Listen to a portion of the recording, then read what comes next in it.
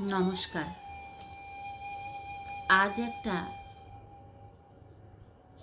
গ্রামের মেয়ের আর শহরের ছেলের প্রয়োজনে প্রিয়জন হওয়ার গল্প বলবো।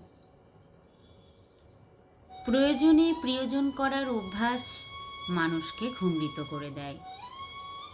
যখন প্রয়োজন মিটে যায় তখন তারা মুখ ফিরিয়ে নেয়।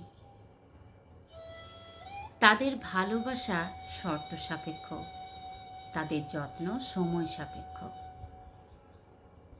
তারা শুধু কাছাকাছি আসে প্রয়োজনে। আমি দেখেছি এই মানুষরা কাছে টেনে মধুর অভিনয় করে, আবার দূরে সরিয়ে দেয় বিন্দুমাত্র দ্বিধা ছাড়াই। তাদের কাছে সম্পর্ক নয়, একটা চুক্তি যার মেয়াদ শেষ হলে ভেঙে যায়। যে মানুষ শুধু প্রয়োজনের সময় মনে করে, সে আসলে কখনো আপনজন হয় না।